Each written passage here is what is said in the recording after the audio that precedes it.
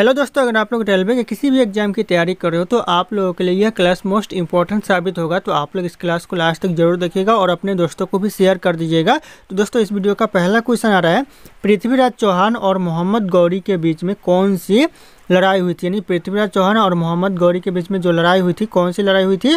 तो जगह तराइल की पहली लड़ाई हुई थी मोहम्मद गौरी और पृथ्वीराज चौहान के बीच में। तो ध्यान रखिएगा, ऑप्शन यहाँ पे सी करेक्ट आंसर हो जाएगा। यह क्वेश्चन बार बार रिपीट होते हैं एग्जाम में, तो ध्यान रखिएगा। और आप लोगों को इस वीडियो में एक भी क्वेश्चन का सही से उत्तर पता होगा तो कमेंट करके जरूर बताइएगा। दोस्तों, अगला क्वेश्चन है, महाभारत का मुख्य लेखक कौन था। महाभारत का जो मुख्य लेखक था कौन था। तो ये जाएगा वेद व्यास, जो कि महाभारत का मुख्य लेखक था। ऑप्शन यहाँ पे सी करेक्ट आंसर हो जाएगा, वेद व्यास। अगला क्वेश्चन आ रहा है, हड़प्पा सभ्यता का बंदरगाह कौन सा था। जो हड़प्पा सभ्यता का जो बंदरगाह था ये कौन सा था। तो ये जाएगा लोथल था। ऑप्शन यहाँ पे ये लोथल करेक्ट आंसर हो जाएगा। कई बार यह क्वेश्चन एग्जाम में रिपीट हो चुका है, तो ध्यान रखिएगा आप लोग। अगला क्वेश्चन आ रहा है, भारत में फिरोज शाह कोटला किसने बनवाया था। जो भारत में जो फिरोज शाह कोटला क्रिकेट स्टेडियम है यह किसने बनवाया था। तो यह बनवाया था फिरोज शाह तुगलक ने। तो ऑप्शन यहाँ पे बी करेक्ट आंसर हो जाएगा, फिरोज शाह तुगलक। ध्यान रखिएगा आप लोग, ये भी क्वेश्चन बहुत इंपॉर्टेंट है। अगला क्वेश्चन है, अकबर ने 9 रत्नों में से कौन प्रसिद्ध गणितज्ञ था। यानी जो अकबर के 9 रत्नों में से कौन प्रसिद्ध गणितज्ञ था। तो ये करेक्ट आंसर हो जाएगा, राजा टोडरमल था। ऑप्शन यहाँ पे डी, राजा टोडरमल करेक्ट आंसर हो जाएगा, प्रसिद्ध गणितज्ञ था। ध्यान रखिएगा आप लोग। अगला क्वेश्चन है, निम्नलिखित में से कौन सा जड़ वाला पौधा है। इन ऑप्शन में से जड़ वाला पौधा दोस्तों कौन सा है। तो गाजर एक जड़ वाला पौधा है, ध्यान रखिएगा।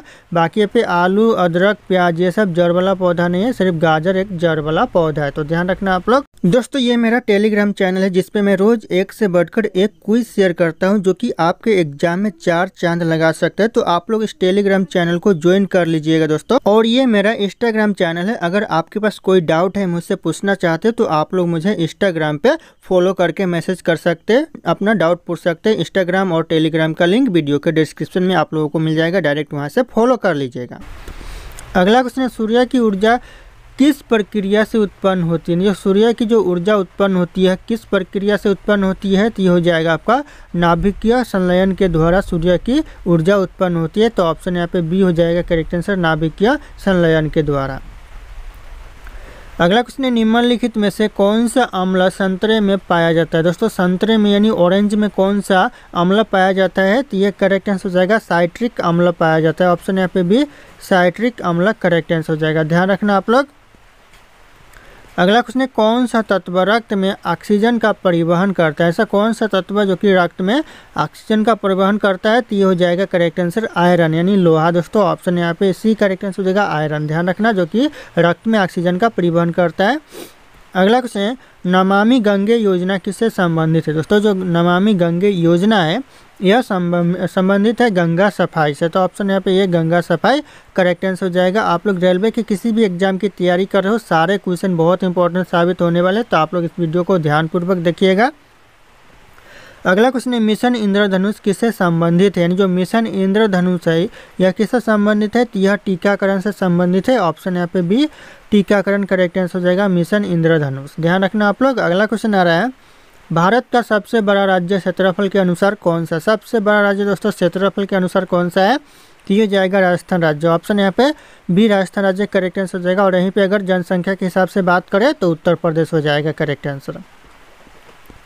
अगला क्वेश्चन है, नीलगिरी पहाड़ियाँ कहाँ स्थित हैं। जो नीलगिरी पहाड़ियाँ कहाँ पर स्थित है। तो यह पश्चिम घाट में नीलगिरी पहाड़ियाँ स्थित है। ऑप्शन यहाँ पे सी, पश्चिम घाट करेक्ट आंसर हो जाएगा। ध्यान रखना आप लोग। अगला क्वेश्चन है, विश्व का सबसे बड़ा महासागर कौन सा है। विश्व का जो सबसे बड़ा महासागर है कौन सा महासागर है। तो हो जाएगा प्रशांत महासागर, जो कि विश्व का सबसे बड़ा महासागर है। कई बार एग्जाम में पूछा गया है। अगला क्वेश्चन है, सतपुड़ा और विंध्य पर्वत किस नदी के बीच स्थित है। जो सतपुड़ा और विंध्य पर्वत है ये कौन सी नदी के बीच में स्थित है।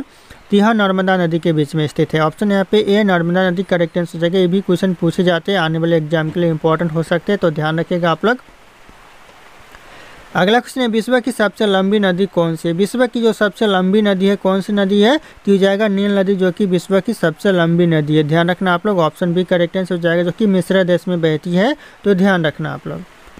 अगला क्वेश्चन है, भारत में ग्रीन रेवोल्यूशन हरित क्रांति किसने लागू की। दोस्तों, किसके लिए लागू की गई दोस्तों? जो हरित क्रांति है भारत में वह लागू की गई किसके लिए? तो हो जाएगा गेहूं और चावल उत्पादन के लिए हरित क्रांति भारत में लागू की गई, यानी ग्रीन रेवोल्यूशन लागू की गई। तो ध्यान रखिएगा आप लोग।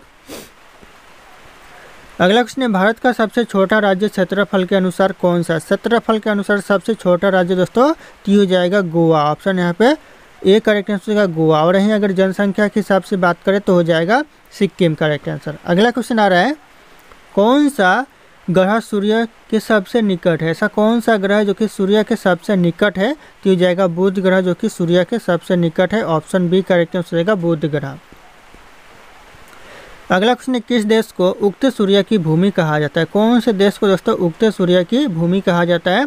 तो यह करेक्ट आंसर हो जाएगा जापान देश को दोस्तों उगते सूर्य की भूमि कहा जाता है। ऑप्शन यहाँ पे सी करेक्ट आंसर हो जाएगा जापान देश। ध्यान रखना कई बार यह क्वेश्चन भी पूछा गया है। अगला क्वेश्चन है, भारत की सबसे लंबी तटरेखा किस राज्य की है? यानी सबसे लंबी तटरेखा वाला राज्य कौन सा है? ये हो जाएगा गुजरात राज्य जो कि सबसे लंबी तटरेखा वाला राज्य है। तो ध्यान रखिएगा ऑप्शन सी करेक्ट आंसर हो जाएगा गुजरात राज्य। अगला क्वेश्चन है, किस नदी को बंगाल का शोक कहा जाता है? बंगाल का शोक दोस्तों कौन सी नदी को कहा जाता है? तो करेक्ट आंसर हो जाएगा कोसी नदी को बंगाल का शोक कहा जाता है। ऑप्शन बी करेक्ट आंसर हो जाएगा कोसी नदी। ध्यान रखना आप लोग। अगला क्वेश्चन है, भारत में पहला बैंक कौन सा? भारत का जो पहला बैंक था कौन सा बैंक था? तो बैंक ऑफ हिंदुस्तान जो कि भारत का पहला बैंक था। ऑप्शन यहाँ पे सी करेक्ट आंसर हो जाएगा बैंक ऑफ हिंदुस्तान। ध्यान रखिएगा ये क्वेश्चन बहुत इंपॉर्टेंट है, कई बार एग्जाम में पूछा गया है। अगला क्वेश्चन है, जीडीपी का पूरा नाम क्या? यानी जो जीडीपी का पूरा नाम है क्या नाम है दोस्तों? तो हो जाएगा ग्रॉस डोमेस्टिक प्रोडक्ट जो कि जीडीपी का फुल फॉर्म है। तो ऑप्शन यहाँ पे बी करेक्ट आंसर होगा ग्रॉस डोमेस्टिक प्रोडक्ट। ध्यान रखना आप लोग। अगला क्वेश्चन है, भारत का सबसे बड़ा निर्यातक कृषि उत्पाद कौन सा है? जो सबसे बड़ा दोस्तों निर्यातक कृषि उत्पाद है कौन सा है दोस्तों? तो हो जाएगा चावल है। ऑप्शन यहाँ पे सी चावल करेक्ट आंसर हो जाएगा। सबसे ज़्यादा चावल उगाया जाता है भारत में।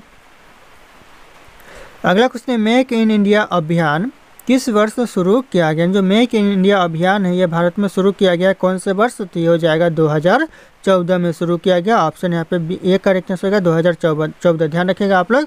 और अगर आप लोग हमारे चैनल पर नए होंगे तो चैनल को सब्सक्राइब कर लीजिएगा और इस वीडियो को एक लाइक करना ना भूलिएगा दोस्तों। अगला क्वेश्चन आ रहा है, नोटबंदी कब लागू की गई थी? जो नोटबंदी लागू की गई थी भारत में कब की गई थी दोस्तों?